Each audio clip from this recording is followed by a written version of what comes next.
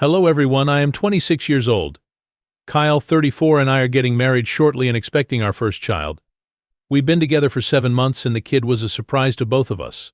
Kyle's sister Bella, 36, has been the source of our relationship's problems since its inception. Kyle and I were acquainted via his younger brother, Victor. Kyle was 27 years old throughout his divorce proceedings. He had been separated from his wife for more than a year, whereas I had recently concluded a long-term relationship. We began conversing and soon became friends with benefits. We didn't want to start a relationship right away. He had started treating his depression, and I had recently changed my anxiety medication. Months later, his divorce was finalized, and 2 months after, he asked me to be his girlfriend, which I accepted.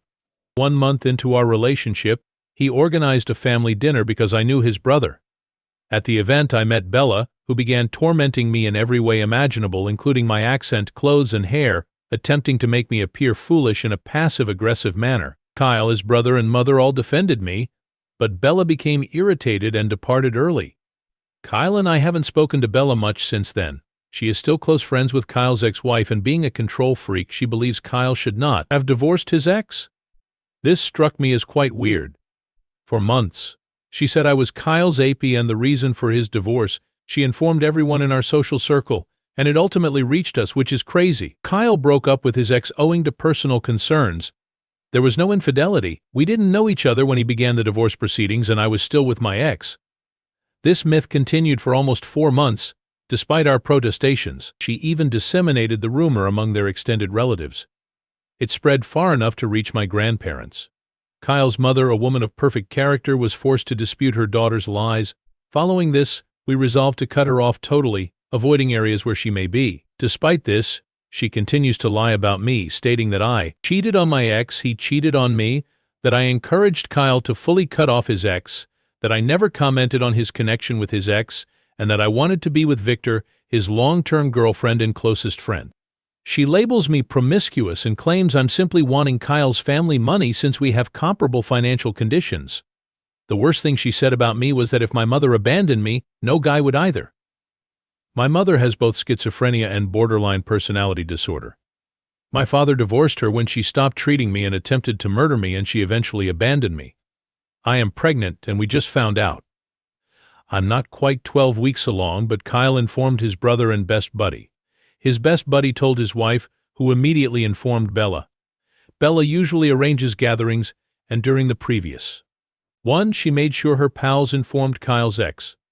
Kyle previously refused to have children, and now Bella and Kyle's ex are circulating rumors that I'm simply a rebound and that my relationship with Kyle will end. When his ex meets someone fresh, Kyle will crawl back to her. And now I'm terrified this may be real.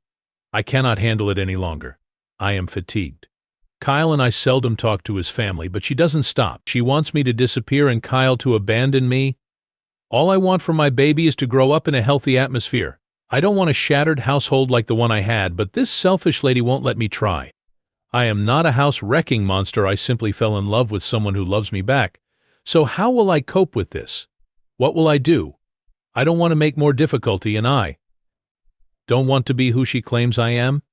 Update 1: I am a 26-year-old woman who is engaged. Our relationship is very new, but we're expecting a baby at 9 weeks.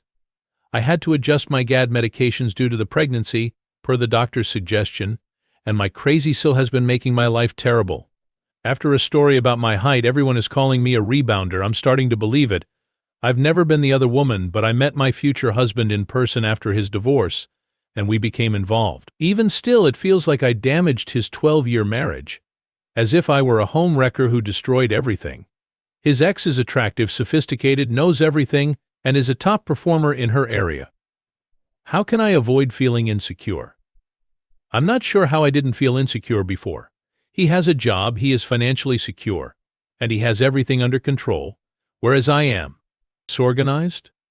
I want to be a pediatrician, but now that I'm pregnant, I'm not sure how to accomplish it. I'm not sure whether I should drop out of medical school. I don't have it together. I would never marry myself, let alone start a family. Why would someone bring a child with me? My mother has BPD and schizophrenia. She nearly murdered me when I was 4, then fled and never spoke to me again. What if I grow up to be like her? Every day I'm terrified of developing PPD and losing the ability to love and care for my son, as well as the fear that I'll damage him. Sometimes I believe it would be better to give my kid to my boyfriend so that he could raise him alongside his ex. They'd be the ideal family and I could disappear like my mother. Then I hate myself for thinking that, yet I adore my fiancé and my baby.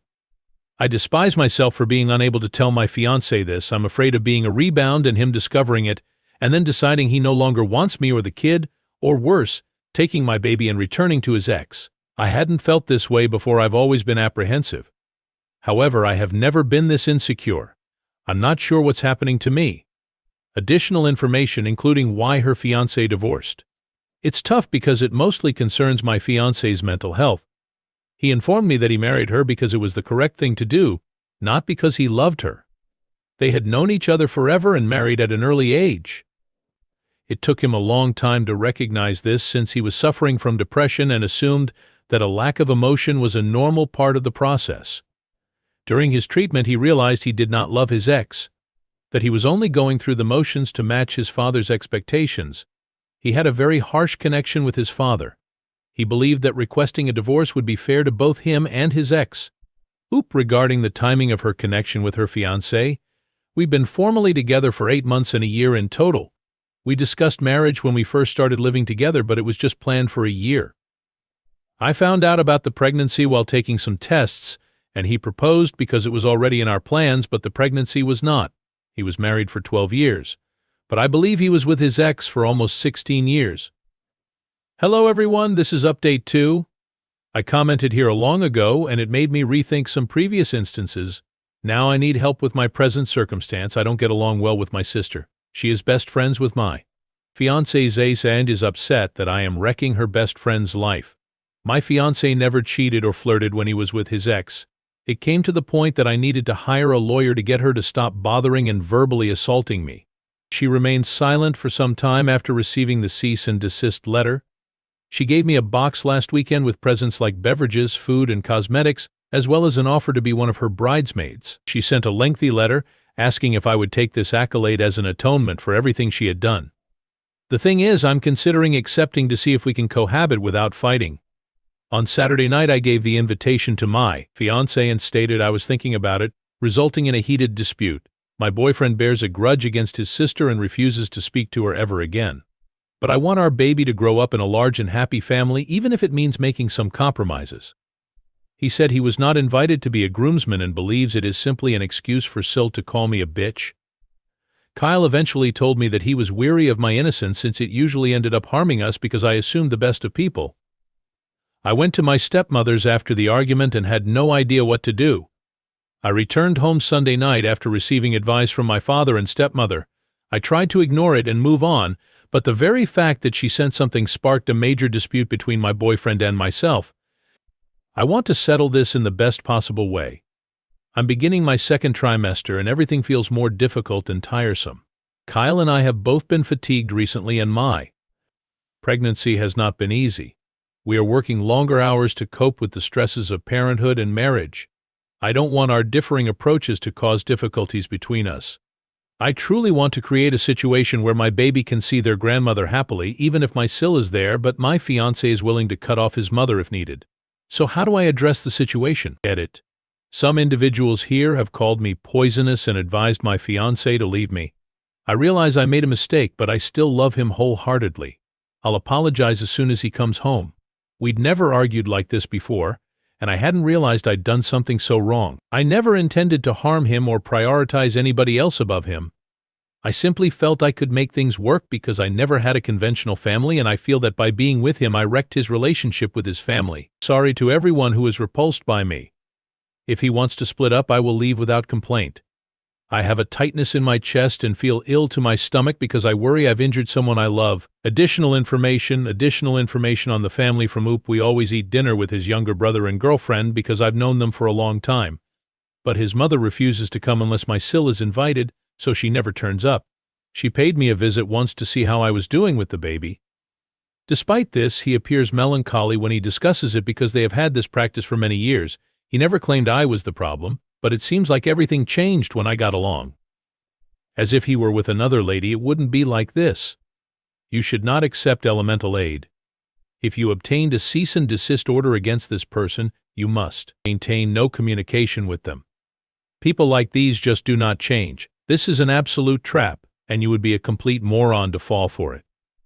People in the discussion should realize that asking the op to be her bridesmaid violated a cease and desist order. Stop asking her to answer. She definitely should not answer. You prance, and you should let up of your ambitions of having a large, joyful family. You should respect your husband's preferences and follow his lead with his sister. Attempting to develop a connection with her may cause complications between you and your husband.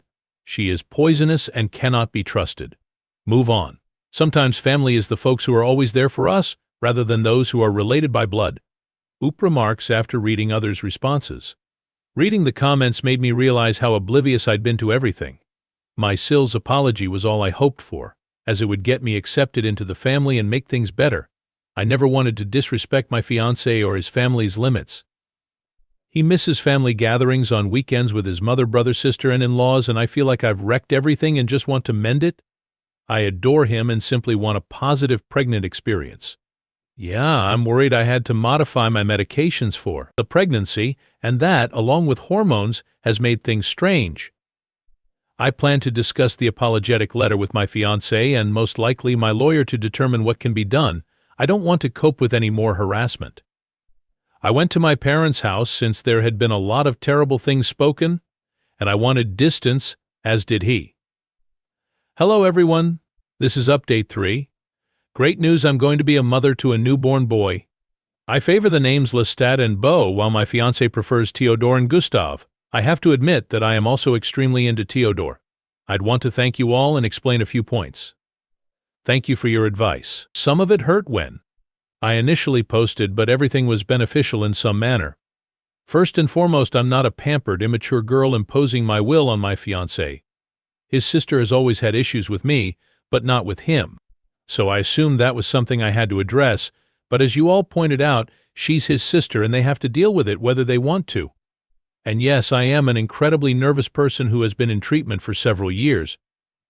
My mother abused me and my father was my sole family as I grew up. When my father eventually returned to his homeland and we were able to expand our family beyond the two of us, I was essayed by someone who was trusted by the family.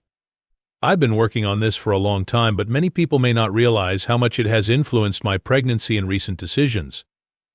It feels like the fault is with me, that I don't deserve love and family, and I can't stop worrying about my kid having a similar experience. But as many of you said, my family now consists of me, my kid, and my husband. I also have my father, stepmother, grandparents, younger brother Bill, Victor, and friends at my side, so here's the real update. I spoke with my hubby the night I posted. He returned home late after a shift and went out drinking with Victor. I apologized for interfering with his connection with his sister, for assuming I knew her better than he did, and for generating unneeded tension. I also apologized for prioritizing the ideal of a large, happy family over his feelings. He sobbed, which surprised me because he is normally extremely stoic. He apologized for stating he was weary of me and stated it wasn't true, but it's difficult to witness the person you care about the most placing themselves in a situation that hurts them in order to satisfy someone highly egotistical. We apologized and spent the rest of the evening conversing.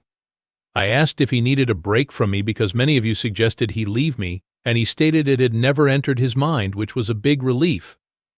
I'd already envisioned packing to go to my folks' place.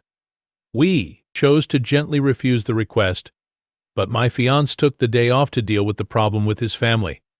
I didn't go because it was too stressful, and I'm still in the early stages of pregnancy, with another 5 to 6 months to go. So what came of the family conversation? My Mill was the one who sent the invitation. She informed my fiancé that she would not attend or pay for the wedding until the entire family was there, and that Sil should face the consequences of her conduct. Sil could afford the wedding. However, it would be a significant drain on her funds because it will be prohibitively expensive, and having their mother miss the wedding would be unfortunate because Sil is a VP at her parents' firm and several important contracts will be signed there. She has to keep up appearances. So Sil decided that asking me as a bridesmaid and sending a loving poem would soften me up, and yes, my fiancé's ex would be her maid of honor, but my fiancé was not invited to be a groomsman since the ex didn't want to see him with me. He would have been welcomed as a frequent guest. So Mill will no longer pay for the wedding, but she will still attend. My fiancé Victorine and I will not attend the wedding. Now I'm getting texts from anonymous numbers calling me selfish because Sil was supposed to honor me at her wedding and I destroyed her perfect wedding. It's amusing because a 36-year-old lady is arguing with me because she wants my fiancé to marry her best friend. She can't get over a divorce that isn't even hers. Best wishes to her fiancé. I believe I've understood she would never openly attack her brother due of their mother, so she harms me to get at him. Other issues have arisen, and we want to separate ourselves from her, particularly with the kid on the way. Because Bill claims she has reproductive troubles and had a mental breakdown when she found out we were pregnant. He claims Sil seemed to be envious that we were pregnant so quickly into our partnership. She aspired to be the family's first grandchild because she was the eldest. Who knew a shocked infant could wreak such havoc? Thank you to everyone for listening and sharing their stories. I'll see you. Okay, no baby name Lestat, you've won. I messaged Kyle about giving up on the name and he is the happiest guy right now. Next tale, my girlfriend despises my female friend and refers to her as a pick-me girl, and she has given me an ultimatum: either skip the group vacation or she will move out since my buddy is joining me. I, 26M, really need an objective opinion on a matter involving my partner, 26F. For begin, my partner and I have been dating 3 years. Throughout our partnership, things have been largely positive. Our schedules do conflict occasionally and we've experienced some problems, but we make it work.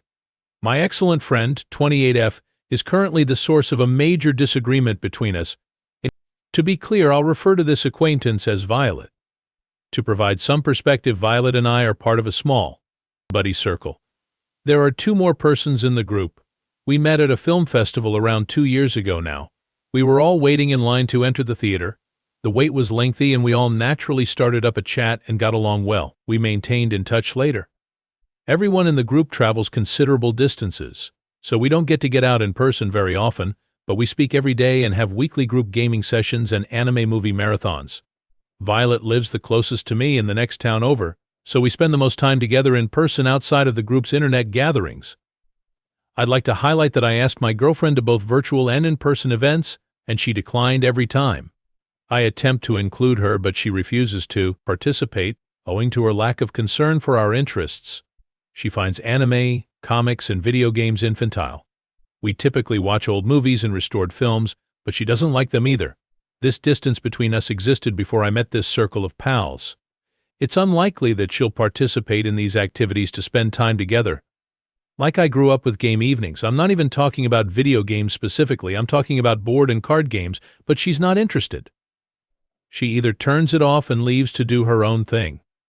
Alternatively, if she does watch something with me or play a game, she makes it clear that it is a chore for her and belittles whatever it is throughout. She claims it's a joke, but it feels more like demeaning. It comes to the point that I don't appreciate what we're watching or playing. I'm not a great fan of reality TV, but I watch it with her and try to be truly engaged because for me it's more about spending quality time together than it is about the show. So while my connection with the group has provided a welcome change of pace and balance, it has also been an ongoing issue in my relationship. Recently, the gang has been planning a trip to the approaching anime convention. The event lasted a weekend, so the plan was to stay together at an Airbnb and divide the expense. My fiancé is completely against the vacation because of Violet. She dislikes my friendship with her and doesn't seem to like Violet at all. She is generally annoyed anytime Violet is there, and she becomes unhappy whenever I speak or spend out with her. We may be disagreeing over something completely unrelated, and it will eventually go back to Violet. She also refers to Violet as a pick-me girl. When the vacation was originally being planned, I invited my girlfriend. She had no interest in coming and subsequently voiced concern about my attending. She dislikes the fact that I'll be staying in the same house as Violet throughout our vacation. I suggested a compromise of simply getting a hotel and meeting up with everyone, but it was not an acceptable option for her. She is eager to listen to everything I offer. It all falls on deaf ears since she knows. Violet is leaving. The trip has become a huge source of friction for us. She now claims that the fact that I continue to protect Violet during disputes and refuse to leave the trip is proof that I have affection for her. I haven't given up on the trip since I really want to go to the convention, and it's unusual for everyone in the group's schedules to coincide. My girlfriend sees it as me enjoying a vacation with Violet. She is solid in her stance on the trip and has issued me an ultimatum. She told me I could do anything I wanted, but that if I went on the trip, I'd be choosing Violet above her, and she'd react accordingly. I really don't know what to do anymore. I am not suggesting her sentiments are invalid. Her feelings are her own, but I believe she is being unfair and that her concerns about my friendship with Violet are unfounded. I feel tugged in two directions and suddenly there's an ultimatum. All I do is make compromises in our relationship, and it feels one-sided. I'm not sure why just one issue would be a deal-breaker. How can I approach this with her now? November 11, 2024. I, 26M, wanted to provide an update on the issue of my girlfriend, 26F, and her ultimatum. First and foremost, I'd want to thank everyone who left comments and contacted out. I truly appreciate your input. It gave me a lot to think about. I didn't have a chance to respond to the comments, so I'll answer them in this update. Many people wanted to know how my girlfriend and I met. We knew each other from high school, but we did not hang out in the same circles. We attended the same college and met at a party. So I believe that's where our original connection began. We were in this vast college pond, and seeing a familiar face from home made adapting easier.